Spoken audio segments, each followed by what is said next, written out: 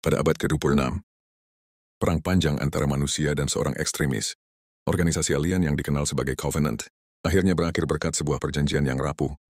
Namun koloni luar bumi masih rentan terhadap setiap intrusi alien. Meskipun ini seharusnya menjadi masa damai, manusia mengirim ONI atau Counter Intelligence Angkatan Laut untuk mengawasi Covenant sebelum mereka bisa melanggar perjanjian di planet Cetra yang sebagian besar penduduknya adalah manusia. Letnan Komandan Locke dan timnya sedang menyelinap melalui hutan untuk mengikuti seorang penyelundup alien bernama Axel. Tiba-tiba, mereka melihat sebuah pesawat luar angkasa alien menjatuhkan seorang elit Zealot, spesies yang belum pernah Locke lihat selama bertahun-tahun. Axel bertemu dengan Zealot untuk memberinya sebuah perangkat kecil, bahwa tim menganalisis dari jarak jauh, dan menyimpulkan bahwa ada bom di dalamnya. Tim segera terbagi. Dan Ramos berhasil menangkap Axel, sementara yang lain mengejar Zealot. Mereka menyadari bahwa dia sedang berlari menuju kota, jadi mereka dengan cepat memanggil bantuan. Locke menemukan Zealot itu melarikan diri melalui terowongan akses kota, dan mengikutinya ke sana hanya untuk tiba-tiba diserang. Sebuah pertengkaran pun terjadi, tapi mereka hampir tidak bisa bertukar beberapa pukulan, sebelum mengunci sembunyikan di balik pintu. Ketika dia membukanya lagi, Zealot sudah hilang. Tim dan cadangan melanjutkan pengejaran mereka, dan temukan Zealot di dalam mall. Jadi lakukan lompatan Locke di atasnya, dan menembakkan beberapa peluru sebelum meminta dia untuk bomnya. Namun Zealot mengatakan ini hanya awal. Sebelum melompat dan mengaktifkan bom, alien itu jatuh dan meninggal. Sementara bom tersebut melepaskan pulsa energi yang mencakup seluruh kota. Namun pada awalnya tampaknya tidak ada yang terjadi. Tim bersiap untuk berangkat. Tapi pada saat itu warga sipil di sekitar mereka mulai menunjukkan gejala penyakit yang aneh, seperti mengalami kesulitan bernafas, dan vena mereka menjadi gelap. Dua agen yang terlalu dekat dengan ledakan juga terpengaruh. Reaksi pertama rekan tim mereka adalah segera membawa mereka ke rumah sakit. Pada awalnya Kolonel Aiken, pengawal kolonial, menolak untuk membiarkan mereka masuk karena kebenciannya terhadap ONI. Tapi Locke mengubah pikirannya. Ketika dia menunjukkan kepadanya betapa sangat sakitnya para agen, Aiken tidak ingin penyakit aneh ini menyebar.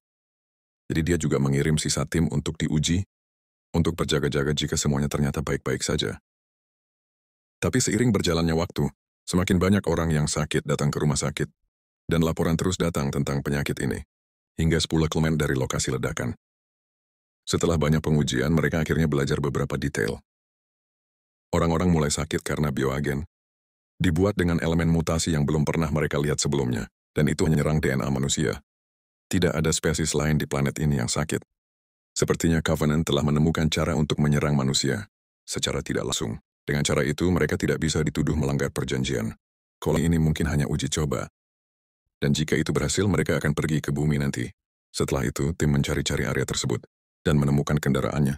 Mereka biasa menyelundupkan bioagen, tapi bukan pilot yang meminta Aiken untuk bekerjasama untuk melacak musuh. Jadi Aiken memberitahu tentaranya Mason untuk membawa tim ke markas. Beberapa saat kemudian Axel ditangkap, dan Aiken mulai memukulnya untuk mendapatkan informasi. Tapi Locke masuk dan menggunakan diplomasi sebagai gantinya, karena dia bicara dalam bahasa alien. Axel menjelaskan bahwa dia tidak tahu apa itu bom. Dia hanya seorang perantara yang dibayar untuk membawa barang-barang. Yang dia tahu hanyalah bahwa agen bio berasal dari suatu tempat. Semua orang menghindari dan bahkan menyebutnya sebagai neraka. Jadi para fanatik membayar orang lain untuk mendapatkannya untuk mereka. Selanjutnya, tim melacak posisi kendaraan dan mengetahui bahwa bio itu berasal dari fragmen Alpha Halo. Salah satu dari 7 senjata super bentuk cincin. Itu hancur selama perang. Tapi sebagian dari itu mengapung, dan akhirnya mengorbit sangat dekat dengan raksasa merah. Tidak ada catatan bioagen yang pernah berada di ring sebelumnya. Tapi Mason menunjukkan bahwa itu mungkin telah terbentuk pada tingkat supernova, suhu ledakan cincin. Scan mengungkapkan bahwa bioagen tidak ditemukan dimanapun di alam semesta ini. Jadi mereka mempertimbangkan untuk meledakkan fragmen itu. Namun pada saat itu, mereka mendeteksi pohon angsa lain yang mendekati cincin. Locke menelepon atasannya dan mendapatkan izin untuk terbang, kering dan tangkap para penyelundup untuk mendatangkan bukti dari perjanjian, melanggar perjanjian damai mereka, mendedakkan deposit by region.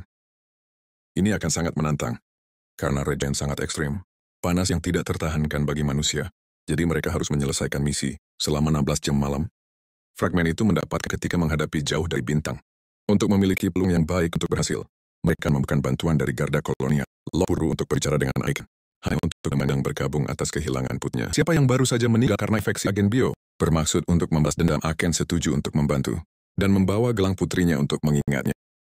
Beberapa saat kemudian tim angkat dengan kapal bernama Condor. Selama perjalanan, Ramos menonton video tentang gelangnya yang dikirimkan oleh anak-anaknya. Mendoakan dia semoga beruntung. Pemandangan nuklir di tengah kapal menyebabkan pertengkaran tentang bagaimana Oni dan Colonial Guard melakukan sesuatu, tapi Aiken membuat mereka diam dan meminta mereka untuk bekerja sebagai satu unit. Alih-alih melihat satu sama lain sebagai tim yang terpisah. Setelah itu, Locke mengungkap kepada Miss bahwa Aiken dulu adalah seorang Spartan, seorang tentara super, dari khusus oleh Perserikatan Bangsa-Bangsa. Komando antariksa akhirnya. Mereka akhirnya tiba di Engine, dan satu-satunya tentara yang melompat ke Condor. Maka untuk setelah tempur mereka, tentara garda kolonial harus dengan kali. Miss Jailet membawa kapal pergi, sementara tim mencari di area tersebut, menemukan yang menyeramkan dan terisolasi. Sebentar lagi mereka menemukan kapal penyelundup, yang kosong namun mesinnya masih hangat. Itu juga memiliki pasutnya, yang aneh karena tampaknya berfungsi dengan baik. Dekat kapal, mereka menemukan kompartemen yang digunakan untuk menyimpan kuda, yang rasat mendat, dan jejak kuda yang mengarah keluar dari lokasi. Karena pesawat ruang angkasa tidak bisa mendarat di sini, para penyelundup harus menggunakan kuda untuk mencapai tempat penyimpanan. Tim lebih mengikuti pangeran ke dalam sebuah gua. Dan dengan dua penyelundup nama Eric dan Hazel, menembak Genbio. Kuda itu kebisin. Ketika mereka melihat tim tersebut, menyebabkan para penyelundup juga melihat mereka, dan keluar dari gua bagaimanapun juga. Tim dengan cepat mengejar mereka dan menangkap mereka. Membawa kuda-kuda bersama dengan kontainer juga. Tim bergerak untuk bertemu dengan Condor. Namun ketika kau mendarat tanah, ini disang oleh spesies cacing alien. Dikenal sebagai Tanoligolo, makhluk-makhluk ini menyerbu ke dalam kapal, dan membuatnya tidak berfungsi.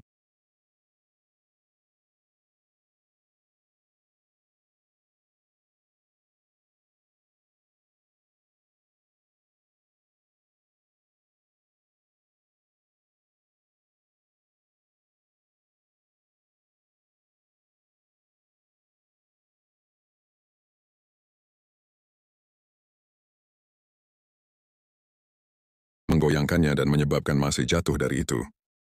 Lalu kapal itu singkat-singkat menyentuh tanah, sebelum terbang tak menentu dan menabrak. Di kejauhan ratusan cacing muncul di tanah. Dan segera bunuh kudanya, plus 3 dari tentara tersebut.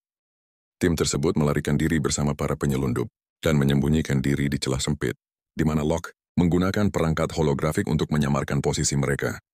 Saat tim mencari tempat lain untuk bersembunyi. Eris menjelaskan bahwa cacing dapat merasakan teknologi aktif dan gerakan, jadi grup tersebut akhirnya mematikan semua peralatan mereka. Cacing datang sangat dekat dengan mereka, tapi para tentara berdiri dengan sangat diam, dan hindari untuk ditemukan. Jadi makhluk-makhluk itu pergi tanpa menyerang. Tim mulai bekerja lagi, dan dalam perjalanan keluar, Locke mengambil cacing yang tersisa dan meremasnya untuk membunuhnya. Setelah berjalan selama berjam-jam, tim mengambil istirahat dan membahas situasi tersebut. Peralatan mereka tidak memiliki komunikasi dengan dunia luar, dan Condornya sudah pergi. Satu-satunya kesempatan mereka untuk pergi adalah menggunakan kapal penyelundup. Meskipun demikian, hanya membawa 2, dan ada 9 untuk mereka. Jadi tidak semua orang akan pulang. Locke berpikir, mereka harus mengambil Nuke dari Condor, dan menyelesaikan misi, dan Aiken setuju, mengatakan bahwa ketika saatnya tiba, mereka bisa menggambar undian sehingga semua orang sama rata. Mereka memiliki perjalanan yang sangat berbahaya di depan mereka, jadi mereka menyingkirkan baju besi mereka, dan hanya simpan oksigen dan senjata saja. Dengan cara itu cacing tidak akan menemukannya, dan tidak ada beban yang tidak berguna. Saat mereka berjalan menuju lokasi kecelakaan, Horrigan menyarankan satu-satunya grup yang harus pergi, pengawal kolonial dan penyelundup di belakangnya. Karena misi ini membutuhkan tentara yang tepat, bukan babysitter. Cepat mengunci dia, dan mengingatkannya untuk berperilaku seperti sebuah tim. Para penyelundup juga mengambil kesempatan untuk mengingatkan mereka. Merekalah satu-satunya yang bisa menerbangkan kapal. Setelah bepergian untuk sementara waktu, grup ini adalah terkejut menemukan area dengan tanaman yang sebenarnya, dan air sehingga mereka beristirahat untuk mendapatkan oksigen. Mereka menggunakan nafas mereka secepat mungkin, tapi ketika mereka mendengar suara di kejauhan, mereka dengan cepat mematikannya dan pergi, tidak menyadari bahwa cacing-cacing itu sudah melacak lokasi mereka. Saat mereka terus maju, Wisner secara tidak sengaja menjatuhkan nafasnya, yang aktif saat bergulir turun dari bukit. Dia tertinggal untuk mengambilnya, tapi ketika Ramos pergi untuk memeriksanya, terlalu terlambat. Wisner sedang dikonsumsi oleh cacing-cacing itu. Ramos mati-matian mencoba menariknya keluar dari kerumunan. Tapi cacing-cacing itu lebih kuat dan membunuhnya. Lalu Locke muncul dan mengambil breather, sebelum menyeret Ramos kembali ke tim. Sayangnya cacing juga menemukan grup ini. Dan saat mereka lari untuk bersembunyi, Locke jatuh dari bukit, dan kakinya terjebak di bawah sebuah batu. Jadi cacing-cacing itu mulai mengejarnya. Mesa mengabaikan perintah Aiken dan bergegas untuk membantunya. Dia meraih alat bantu pernapasan Wisner, dan menyalakannya sebelum membuangnya, menyebabkan cacing-cacing itu mengejarnya sebagai gantinya. Lalu dia membantu mengunci kaki Freya. Dan mereka berlari untuk bersatu kembali dengan tim, sementara cacing melahap orang yang bernafas. Tim menunggu cacing-cacing itu pergi. Tapi mereka mulai khawatir ketika mereka hanya memiliki 3 jam malam tersisa, dan mereka masih terjebak di sana. Tiba-tiba, mereka melihat seseorang mendekat dan mengira itu adalah Wisner. Tapi sebenarnya cacing yang mengambil bentuknya, mencoba untuk memancing mereka keluar. Horrigan mulai mengeluh tentang situasi tersebut. Dan ketika Hazel mengatakan kepadanya betapa menjengkelkan dia, Horrigan mendorongnya turun dari bukit. Cacing-cacing segera mengepung Hazel untuk melahapnya.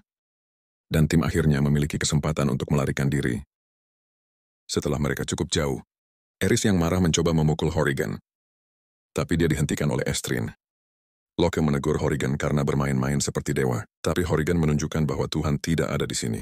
Jadi tanggung jawab jatuh pada mereka. Saat mereka pindah, Aiken mengingatkan Locke bahwa cepat atau lambat, dia harus membuat pilihan.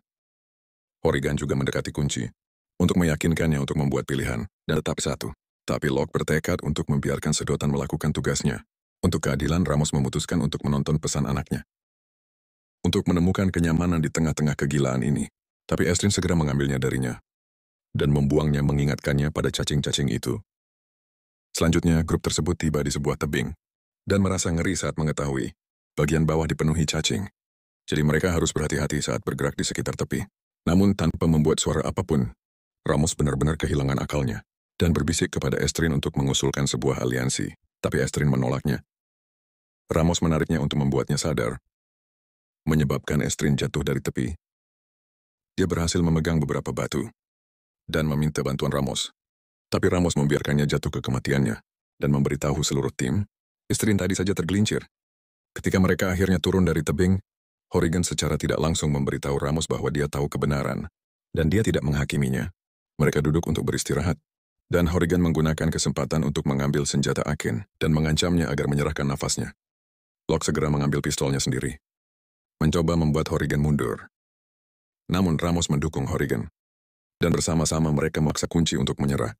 Merasa seperti pemimpin mereka sendiri telah mengkhianati mereka, Ramos dan Horrigan mengambil senjata semua orang dan pergi, bersama Eris untuk membuatnya mengemudikan kapal untuk mereka. Macer berpikir bahwa tidak ada harapan untuk mereka. Tapi pada saat itu Aiken menemukan Condor. Mereka segera masuk ke dalam, dan menemukan bahwa nuklirnya baik-baik saja. Mereka juga menemukan beberapa senjata tambahan. Mason menyadari bahwa beberapa propulsi masih berfungsi. Tidak cukup hanya pulang ke rumah, tapi itu bisa membawa mereka ke kapal penyelundup. Namun tidak ada cukup bahan bakar untuk membuatnya bekerja. Jadi Aiken mengusulkan untuk menggunakan sel daya cadangan nuklir untuk mengoperasikan kapal. Karena hanya 2 orang yang bisa pulang saja. Orang ketiga bisa tinggal untuk mengaktifkan nuklir secara manual dan hancurkan deposit bioagen. Setelah Condor bekerja lagi, Aiken menyuruh Mason dan Locke untuk pergi, sementara dia tetap dengan nuklirnya. Tapi 2 orang lainnya menolak dan meminta sedotan. Aiken memutuskan untuk memecahkan gelang putrinya dan menaruh beberapa manik-manik di tangannya, menjelaskan bahwa putih berarti meninggalkan, dan merah adalah untuk orang yang tetap tinggal. Macer dan Locke menarik manik-manik putih. Artinya Aiken adalah orang yang tetap tinggal, seperti yang dia inginkan setelah berbagi selamat tinggal yang tulus. Duo itu pergi dengan Condor, dan Aiken mengungkapkan bahwa maniknya juga putih. Dia sengaja melakukannya agar bisa menyelamatkan para pemuda. Sementara itu, Eris mencoba membuat Ramos melawan Horrigan dengan mengatakan, Horrigan menggunakan keduanya. Ramos menghadapi Horrigan tentang niatnya. Tapi Horrigan menenangkan Ramos, dengan menjelaskan bahwa kapal harus memiliki autopilot, dan mereka hanya butuh Eris untuk sidik jarinya. Untuk mengaktifkannya, mereka bisa menyingkirkannya. Setelah banyak berlari, mereka akhirnya semakin dekat dengan kapal. Tapi Ramos mulai merasa sesak. Dia dan Horrigan memutuskan untuk berhenti, untuk menggunakan napas terakhir mereka, dan sementara mereka teralihkan perhatiannya. Eris berhasil memotong ikatannya dan melarikan diri, saat Ramos dan Horrigan mengejar Eris. Cacing mulai mengikuti mereka. Jadi Horrigan mengkhianati Ramos dengan mengaktifkan ranselnya, mematahkan kakinya, dan meninggalkannya untuk dibunuh oleh monster-monster kecil itu. Pada saat itu Condor muncul, tapi kehilangan kontrol dan jatuh ke tanah, menyebabkan Macer terluka. Locke menolak untuk meninggalkannya dan mulai membawanya. Eris yang mencapai kapal penyelundup terlebih dahulu dan mengaktifkannya dengan cepat yang menarik perhatian cacing-cacing itu. Namun sebelum Eris bisa terbang pergi, Origan menembaknya untuk membunuhnya dan lari ke kapal untuk mengambil tempatnya. Ini menempatkannya di jalur cacing-cacing itu. Siapa yang segera melahapnya dalam hitungan detik sebelum mengejar kapal? Locke dan Mason hanya bisa menyembunyikan diri untuk saat ini. Dengan matahari yang sudah mulai muncul di cakrawala, Aiken akhirnya berhasil mencapai depositnya dan mengaktifkan nuklir. Cacing merasakan ini dan segera mengejarnya. Memberi Locke dan Mason kesempatan untuk memasuki kapal dan lepas landas saat mereka terbang pergi.